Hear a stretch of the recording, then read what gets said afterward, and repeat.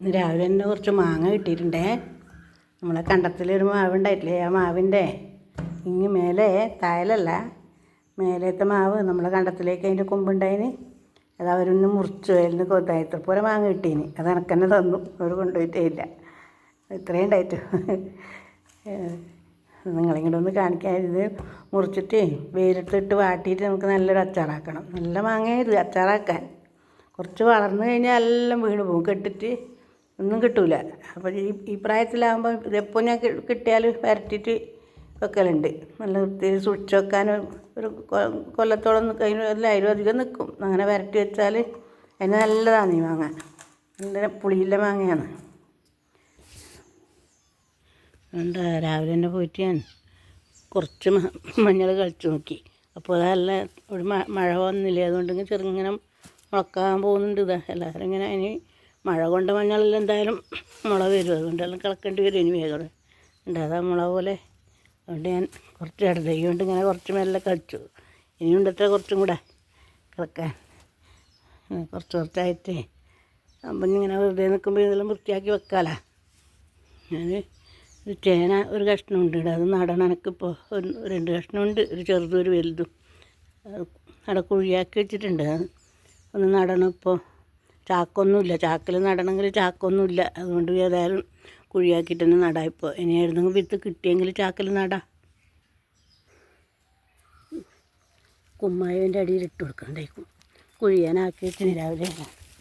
ഇതിൻ്റെ അടിയിൽ നമുക്ക് കുമ്മായ ഇട്ട് കൊടുക്കാം.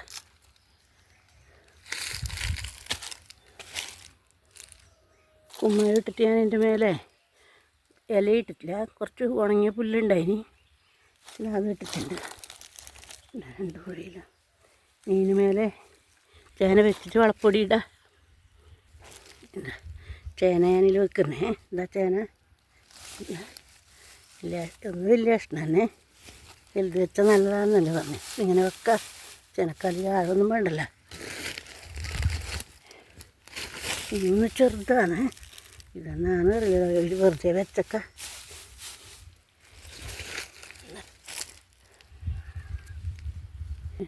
അതിന് മേലെയായിട്ട് ഞാൻ ചാണകപ്പൊടി ഇട്ട് കൊടുത്തിട്ടുണ്ട്. ഇനി അതിൻ്റെ മേലെ കരിയില കുറച്ച് ഇട്ടിട്ട് കുറച്ച് മണ്ണ് മൂടി കൊടുക്കുക. എന്നിട്ട് കാണിക്കാം.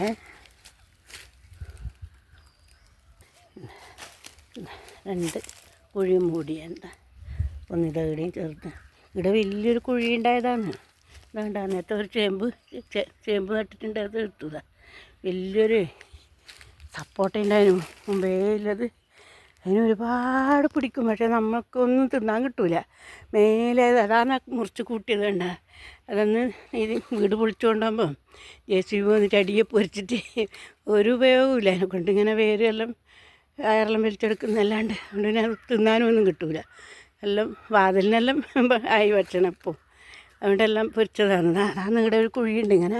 ഇനി എന്തെങ്കിലും ഇതിന് ചുറ്റും നടാം വേണമെങ്കിൽ. ഇപ്പോൾ 2 ചേനയായി, ഒരു ചേമ്പുമായി. കുറച്ച് ഇങ്ങനെ നടാറോന്ന്. ഇപ്പം ഇങ്ങനെ എണീച്ച് നടക്കുമ്പോൾ നമുക്ക് എന്തെങ്കിലും നടണം തോന്നുന്നുണ്ടല്ലോ. അങ്ങനെ ഓരോന്നാവട്ടെ. രാവിലെ ഇത്രയും ഞാൻ കളിച്ചു, 2-3 ചാല കളിച്ചു. ഇത് കിട്ടിയതാണ്. ഇവിടുന്ന് അങ്ങോട്ട് 4 ചാലുണ്ട് കളിക്കാൻ. എനിക്ക് തോന്നിയത് ചാലാക്കാതെ ഇങ്ങനെ കുണ്ടാക്കിയിട്ട് തന്നെ നടുന്നതാണ് നല്ലതെന്ന് തോന്നുന്നു. പണ്ടത്തെ മാതിരിയല്ലല്ലോ ഇപ്പോൾ ഈ നാടൻ മഞ്ഞളല്ലല്ല. ഇത് നല്ല ഇത് ഉൽപ്പാദന ശേഷിയിലെ മഞ്ഞളല്ലേ ഇത്. അതുകൊണ്ട് നല്ലോണം കിട്ടും കുണ്ടാക്കി. ഇത് കിളക്കുന്ന സമയത്തൊന്നും തറഞ്ഞു പോവുകയും ചെയ്യില്ല. ഒരു കുഴിയാകുമ്പോൾ നമുക്ക് നീക്കിയിട്ട് കിളക്കുകയും ചെയ്യാം. ഇനിയിപ്പോൾ ഞാൻ അങ്ങനെ നടാനാണ് ആലോചിക്കുന്നത്. നടാനും പണിയില്ലല്ലോ, ഓരോരോ കുഴിയാക്കിയിട്ട് അങ്ങ് നടാം. ഇത്തിരി സ്ഥലത്ത് നടുകയും വേണ്ട, ഒരുപാട് സ്ഥലം നടുകയും വേണ്ട. ഒരുപാട് മഞ്ഞളും കിട്ടും നമുക്ക്. എന്തെങ്കിലും ഇലയെല്ലാം വാരിയിലിട്ട് അമർത്തിട്ട് അങ്ങ് വെച്ച് കൊടുക്കുക. വീഡിയോ കണ്ട് ഇഷ്ടമായാൽ എല്ലാവരും ലൈക്ക് ചെയ്യും, ഷെയർ ചെയ്യലും വേണേ. മറക്കാതെ